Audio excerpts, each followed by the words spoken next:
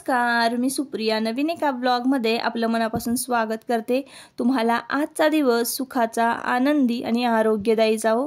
तुम्ही जी काही स्वप्न पाहिली असतील ती सगळी स्वप्न तुमची पूर्ण होत।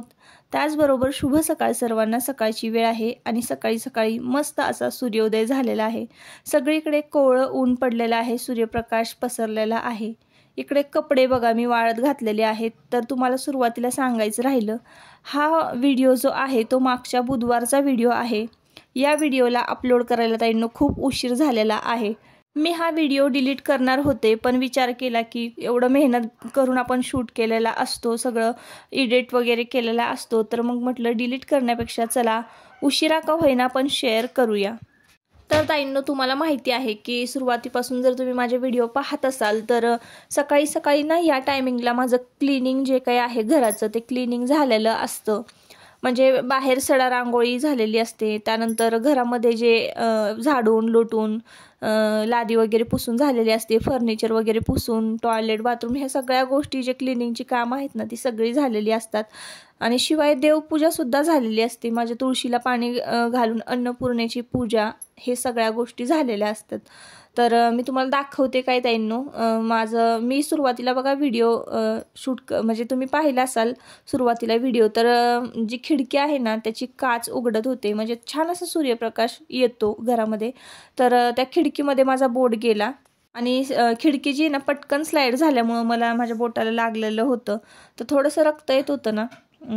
तर त्याच्यावर आता मी काय करते, हळद लावून देते। तर आपल्या ज्या घराच्या खिडक्या आहेत तर त्या मी सतत ना क्लीन करते ना, त्यामुळे बघा पटकन अशी स्लाइड झालेली होती ती विंडो। घराच्या प्रत्येक विंडो जी आहे तर ती पटकन स्लाइड होते आणि त्यामुळे ना त्याच्यामध्ये बोट गेलेलं होतं। किचनची जी विंडो आहे ना आपली ही पुढची, इतकी ताईंनो स्वच्छ झालेली आहे, क्लीन झालेली आहे। तर व्हॅक्यूम क्लीनर घेतल्यापासून ना मी खिडक्या ज्या आहेत तर त्या दर आठवडाभरातून म्हणजे दर रविवारी मी ह्या जी क्लिनिंगची कामं आहेत ना वरवरची, खिडक्या साफ करणं, जाळ्या जळमटं काढणं, घरातले बेडरूम जे आहेत त्याच्या बेडशीट वगैरे क्लीन म्हणजे करणं, बेडशीट बदलणं, पाय पुसणं, धुणं, हे सगळे जे आहेत तर ते आम्ही रविवारच्या दिवशी हे सगळं मी काम काढत असते। तर वीकली क्लिनिंगचा सुद्धा व्हिडिओ तुम्हाला ताईंनो लवकर येईलच। तर हा जो व्हिडिओ आहे ना तर तो खूप म्हणजे दिवसाचा आहे, बुधवारचा आहे ना मागच्या, आज आहे मंगळवार। तर असो, तर मागच्या बुधवारी ना मी छान अशी हुलग्याची उसळ केली होती, त्याची सुद्धा मी रेसिपी एका ब्लॉगमध्ये तुमच्याबरोबर शेअर केलेली आहे।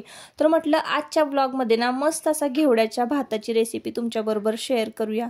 जास्त काहीच लागत नाही, कुठलं वाटण घालायची गरज नाही, फक्त आपल्याला लसूण घालून घेवड्याचा भात करायचा आहे। आणि चला मग म्हटलं तुमच्याबरोबर रेसिपी शेअर करूया।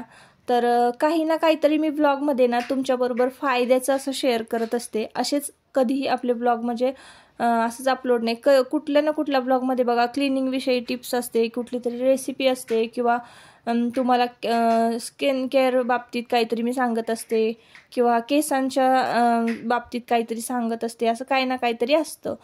देवपूजेपासून बघा ब्लॉग आपले सुरुवात होतं। सकाळी सकाळी जर मी ब्लॉगला सुरुवात केली ना की तुम्हाला देवपूजा मी दाखवत असते। तर तुम्हाला घेवडे दाखवले बघा, परातीमध्ये काढून घेतलेले आहेत।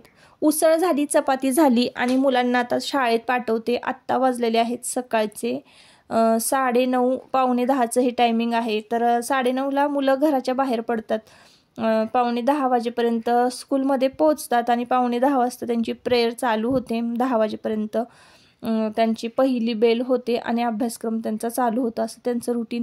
तर इकडे बघा झाडंसुद्धा मस्त टवटवीत, सकाळी सकाळी मी पाणी दिलेलं आहे झाडांना दर रविवारी खत घालते।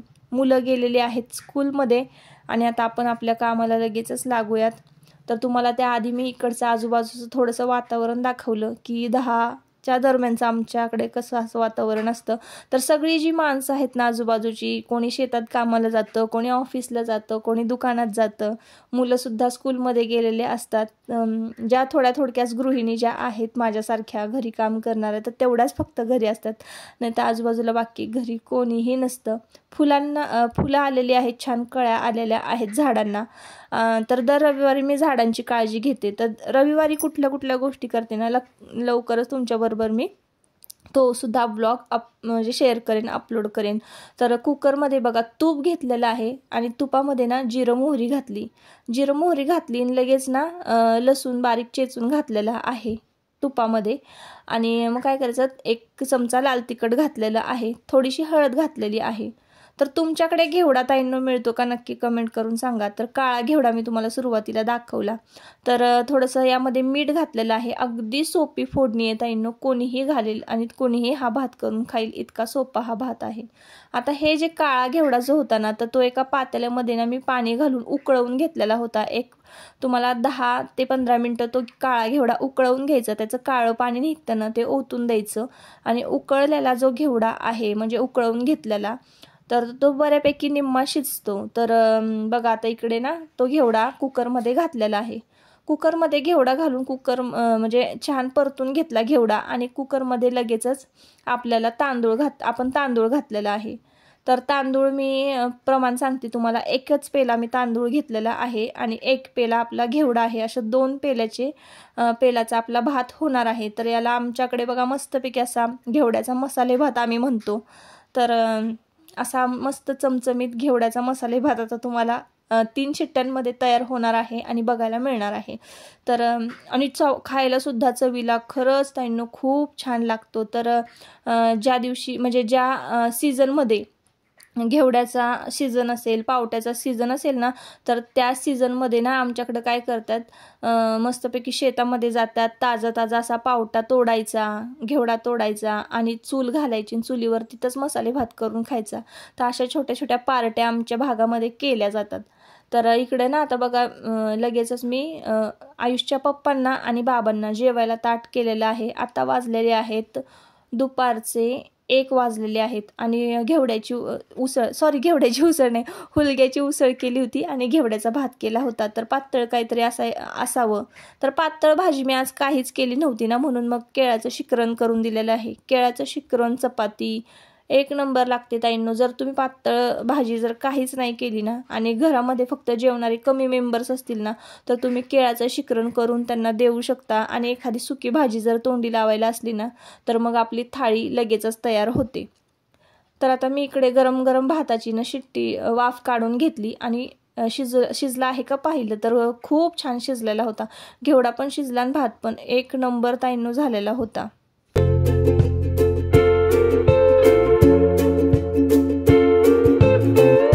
दुपारची वेळ आहे, कट्टा वगैरे सगळा आवरून ठेवला जेवण झाल्यानंतर सगळ्यांची. आणि जेवण झाली आणि थोडासा वेळ राहिलेला होता. तर बघा मी जेव्हा संध्याकाळचं फिरायला जाते ना, तेव्हा ओव्याचं रोप आणलं होतं, ओव्याच्या पानाचं. तर तेच रोप बघा मला लावायचं होतं इथं. तर म्हटलं चला दुपारची वेळ आहे, हे ओव्याचं रोप लावून घेऊया. तसं गार्डनिंगची भरपूर कामं आहेत ताईंनो, कधीच असं होत नाही की कुठलं काम नाही आहे. तर दररोज काही ना काहीतरी काम असतंच. तर गार्डनिंगचं भरपूर काम आहे, पण ह्या ब्लॉगमध्ये मी ते शेअर करू शकत नाही, कारण एक मोठा असा ब्लॉग होईल त्यावर. इतकं गार्डनिंगचं काम आपलं आहे. आणि चला मग म्हटलं एखाद्या दिवशी ते सुद्धा तुम्हाला दाखवूया की मला गार्डनिंगमध्ये काय काय करायचं आहे किंवा कुठल्या कुठल्या भाज्या मी लावणार आहे. कशी मी इकडे शेतीची म्हणजे आपल्या घराच्या बाजूला थोडीशी जागा आहे, त्याची मी कशी मशागत करते, कसं मी कुठल्या भाज्या लावते, ते सुद्धा मी तुम्हाला एखाद्या ब्लॉगमध्ये दाखवेनच. पण त्याआधी इकडे सुद्धा छोट्या छोट्या कुंड्या ठेवलेल्या आहेत, जेणेकरून मला बघा फुलं वगैरे बघायला खूप आवडतात, म्हणून मी गॅलरीमध्ये थोडीफार झाडं जी आहेत ती लावलेली आहेत. तर ताईंनो आज तुम्ही माझा पेहराव बघाल तर पायजामा वेगळा आणि कुर्ती वेगळी. तर कधी कधी ना घरीच कंटाळा आला ना की असे कपडे मी घालत असते, कधी स्वतः म्हणजे असं आवरून सावरून बसत नाही. तर असो ताईंनो, संध्याकाळ झालेली होती आणि आम्ही आलो होतो इकडे ड्रेपरी घ्यायला. तर देवांशचं गॅदरिंग आहे 20 तारखेला, म्हणजे या डिसेंबर महिन्यामध्येच 20 तारखेला. तर त्याला ना गणपती बाप्पा केलेला आहे, तर त्यामुळं ना त्याच्यासाठी आम्ही ड्रेपरी बघायला इकडे आलेलो होतो गणपती बाप्पांचा. तर ह्याला धोती वगैरे घेतलेली आहे बघा, आणि ट्रायल म्हणजे चाललं होतं आमची बघा की कसा दिसतोय, त्याला कपडे व्यवस्थित बसतायत की नाही. तर इकडे प्रियंका ड्रेपरी म्हणून वाईला बघा आहे, तर तिकडे सगळ्या प्रकारच्या ड्रेपरीज वगैरे मिळतात मुलांच्या. तर हे बघा आता असा गणपतीचा मुखवट जो आहे तर तो बघत होतो आम्ही घालून, त्याला व्यवस्थित दिसतंय का, स्टेजवर त्याला कम्फर्टेबल वाटतंय का, हे सगळी पूर्वतयारी गॅदरिंगची चाललेली होती. तर इकडे ना फोटो शूट करण्यासाठी सुद्धा छान छान वन पीस आणि बेबी शॉवरचं जो काही आपण कार्यक्रम करतो त्याच्यासाठी पण रेंटवर कपडे वगैरे मिळतात, नऊवारी वगैरे रेंटवर मिळते. तर असो ताईंनो, एवढं सगळंच आपण केलेलं आहे आजच्या ब्लॉगमध्ये. आणि आजचा ब्लॉग होता खूप साधा सिंपल. तर इथून पुढे तुम्हाला रेग्युलर ब्लॉग येणार आहेत आणि खूप छान छान कंटेंट मी देण्याचा प्रयत्न करणार आहे. तर तुम्ही एवढी सगळं भरभरून प्रेम आपल्या चॅनलला देत आहात, छान छान कमेंट मला करत आहात, तर त्याबद्दल खूप खूप धन्यवाद, तुमचे खूप खूप आभारी आहे. तर आत्ताच आम्ही आलो मार्केटमधून. मार्केटमध्ये खूप सारा वेळ गेला. त्यानंतर उद्या गुरुवार आहे, तर गुरुवारसाठी हार, फूल आणि वेणी सुद्धा घेऊन आलेलो आहोत बाजारातनं. गणपती बाप्पांची ड्रेपरी मिळाली. 20 तारखेला मला वाटतं गॅदरिंग आहे त्यांचं ॲन्युअल फंक्शन. तर त्याची सगळी तयारी चाललेली आहे. आजचा दिवस ना असाच गडबडीमध्ये गेला. फक्त तुमच्याबरोबर फायद्याचं काय तर मस्त अशी घेवड्याच्या भाताची रेसिपी शेअर केली. त्यानंतर मग छोटी मोठी कामं घरातली. तर एक कमेंट होती काल की तुमचं जे काही अन्नपूर्णेचं पूजन, तुळशीला पाणी घालणं ते रुटीन आम्ही मिस करतो. तर ते रुटीन आवर्जून तुम्हाला दाखवण्याचा मी प्रयत्न करेन पुढच्या व्हिडिओपासून. तर उद्या तर गुरुवार आहे, तर सगळं म्हणजे ते रुटीन जे आहे ते बघायला मिळेल.